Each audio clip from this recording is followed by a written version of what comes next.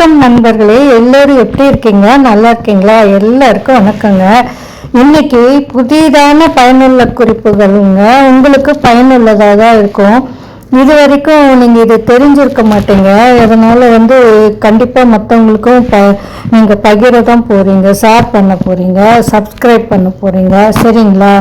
First குறிப்பு என்னன்னு பார்த்தீங்கன்னா, நம்ம கல் தோடு போட்டிருப்போம் இல்லைங்களா, அதில் எண்ணெய் இறங்கிச்சுன்னா என்ன பண்ணுவோம்னா, நம்ம சர்ஃபில் எல்லாம் போட்டு ஊற வச்சுட்டு நம்ம இது பண்ணுவோம். அப்படி அதை விட ஈஸியான மெத்தட் என்னன்னா, ஒரு வெள்ளை துணி எடுத்துக்கோங்க. அதில் அந்த தோடு இருக்குங்களா, அதை கமுத்தி வச்சுட்டு அதை லேசாக முடிச்சு போட்டுட்டு இட்லி வேக வைக்கும்போது அதில் வேக வச்சுட்டு 15 அந்த கொஞ்ச நேரம் ஆவியில் வச்சுட்டு அப்புறம் எடுத்து பாருங்களேன், எண்ணெய் முழுசுமா துணியில் இறங்கிடும். தோடுக்கு ஒன்றும் ஆகாது, பயப்படாதீங்க. கண்டிப்பாக இதை ட்ரை பண்ணுங்க. அடுத்தது பார்த்தீங்கன்னா, தங்க நகையெல்லாம் அழுக்கடைஞ்சிச்சுன்னு வச்சுக்கோங்களேன். இது இருக்கு இல்லையா, நம்ம பேஸ்ட் யூஸ் பண்ணுவோம் இல்லையா பல்லு விளக்குறதுக்கு, அதை தடவி ப்ரஷ்ஷால் தேய்ச்சாலே அழுக்கெல்லாம் போயிட்டு புதுசு மாதிரி பலன்னு நின்றுங்க. ட்ரை பண்ணி பாருங்கள். அடுத்து என்ன பண்ணிங்கன்னா, வீட்டில் நிறைய பல்லியெல்லாம் நடமாடிக்கிட்டு இருக்கா. அதை வராமல் தடுக்கணும்னா என்ன செய்யணும்னா, கடுக்காய் தூள் கிடைக்குங்க கடையில். சில பேர் வீட்லேயே கடுக்காய் தூள் வச்சுருப்பாங்க, நைட்டு சாப்பிடுவாங்க வயிறு வலிக்காமல் இருக்கிறதுக்கெலாம். அதை கொஞ்சம் அதை எடுத்துக்கிட்டு அதனோட கற்பூரத்தை சம அளவு கலந்துட்டு கொஞ்சம் தண்ணீர் சேர்த்துட்டு அதை வீடு ஃபுல்லாக தெளிச்சு விடுங்க. எங்கெங்க ஜன்னல் கதவு ஓரமாக இதெல்லாம் தெளிச்சு விட்டிங்கன்னா பல்லிகள் நடமாட்டம் கம்மியாக வெகுவாக குறைஞ்சிடும். சரிங்களா? அடுத்த டிப்ஸ் என்னன்னு பார்த்தீங்கன்னா, சில பேர் வீட்டில் கண்ணாடி டம்ளர்லாம் வச்சுருப்பாங்க. அது ஒன்று மேலே ஒன்று கழுவிட்டு கமுத்தி வச்சுருப்பாங்க. அப்போ திடீர்னு எதிர்பார்க்காத விதமாக எடுக்க முடியலன்னு வச்சுக்கோங்களேன், அதை திருப்பி வச்சுட்டு 2 டம்ளர் இருக்கும் இல்லையா, அதில் 1 டம்ளர் அடியில் இருக்க டம்ளரில் ஹாட் வாட்டர் ஊற்றிக்கோங்க. மேலே இருக்க டம்ளரில் எப்பயும் போல நார்மல் வாட்டர் ஊற்றிட்டு கொஞ்ச நேரம் வச்சுட்டு அதை எடுத்தீங்கன்னா கண்டிப்பாக எளிதாக வந்துடுங்க. இதை ட்ரை பண்ணி பாருங்கள். அடுத்து என்ன பார்த்தீங்கன்னா, புத்தகம்லாம் வச்சுருக்க பீரோவில் பூச்சியெல்லாம் வராமல் இருக்கணும்னா புகையில துண்டு இருந்துச்சுன்னா அதை போட்டு வச்சிங்கன்னா பூச்சியெல்லாம் வராது. இப்போ எங்கே கிடைக்குதுன்னு பார்க்குறீங்களா? கடையிலலாம் கிடைக்கும். அதை வச்சு பாருங்கள். காரில் கூட ஊருக்கெல்லாம் போகும்போது இதை வச்சுட்டு போவாங்க, எலியெல்லாம் வராமல் இருக்கிறதுக்கு. இதையும் ட்ரை பண்ணுங்க. கார் பேனர்லாம் எங்கே வைக்கணுங்கிறது விவரம் தெரிஞ்சவங்க கிட்ட கேட்டுக்கோங்க. எனக்கு விவரம் தெரியலன்னு இல்லை, எங்கள் வீட்டில் வச்சுட்டு ஊருக்கு போனோம், அதனால அதை சொல்கிறோம். நீங்களும் ட்ரை பண்ணி பாருங்கள். ஒரு டிரைவர் சொன்னபடி யூஸ் பண்ணோம். அடுத்த டிப்ஸ் என்னன்னு பார்த்தீங்கன்னா, நம்ம வீட்டில் தூப கால் வச்சுட்டு நம்ம போடுவோம் இல்லையா, இப்போ நெருப்பு போட்டு பண்ணுவோம், சாம்பிராணி எல்லாம் போடுவோம்.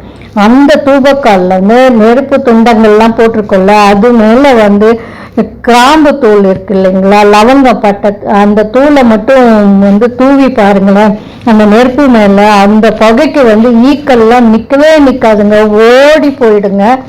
அடுத்த டிப்ஸ் என்னன்னு பார்த்தீங்கன்னா, வாஷ் பேசின் அடைச்சிக்கிச்சின்னு வச்சுக்கோங்களேன்.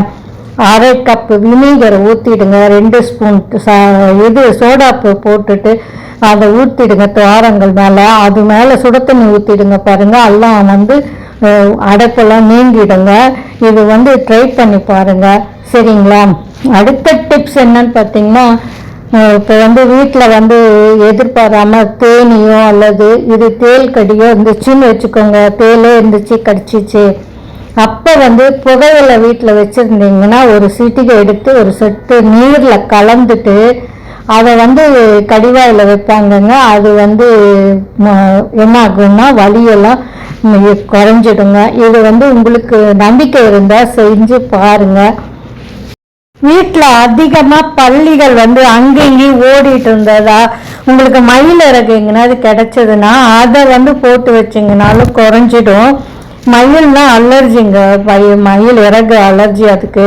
அதே போல் சோற்றின் மீது ஒட்டி வச்சு அலங்காரமாக நீங்கள் ஒட்டி வச்சுக்கோங்களேன், அந்த நல்ல பலனே கிடைக்கும். அடுத்த டிப்ஸ் என்னன்னு பார்த்தீங்கன்னா, நீங்கள் வந்து கேண்டில், அதாவது ஊதுபத்தி ஏற்றுவதற்கு முன்னால் வந்து நனைச்சிட்டு அப்புறம் காற்றில் வந்து கொஞ்சமாக காய வச்சுட்டு ஏற்றினீங்கன்னா மணமாகவும் இருக்கும், ரொம்ப நேரம் நின்று எரியுங்க. சரிங்களா? அடுத்து திடீர்னு பட்டு புடவையே நீங்கள் துவைக்கிறீங்கன்னு வச்சுக்கோங்களேன், அந்த அலாச போகிற நீரில் வந்து நீங்கள் என்ன பண்ணுங்கள், எலுமிச்சை சாறை கலந்துட்டு செய்யுங்களேன்.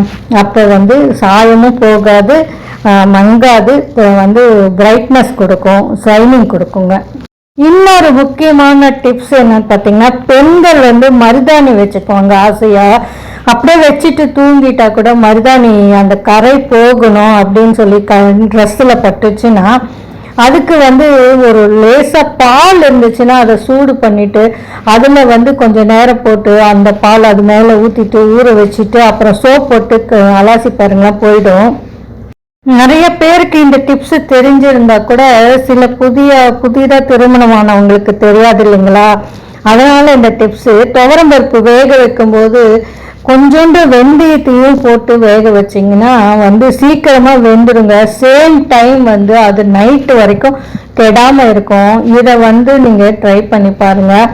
அப்புறம் வீட்டில் வந்து நம்ம ஷோகேஸில் பிளாஸ்டிக் பூக்கள்லாம் வச்சுருப்போம், அதை எடுத்து சுத்தம் பண்ணணுன்னா என்ன பண்ணுங்கள், ஒன்றுமே பண்ண வேணாம், ஒரு பிளாஸ்டிக் பையில் போட்டுட்டு அப்படியே அதில் வந்து உப்பையும் சோப் தூளையும் போட்டு குலுக்குனிங்கன்னா புதுசு போலவே ஆயிடுங்க.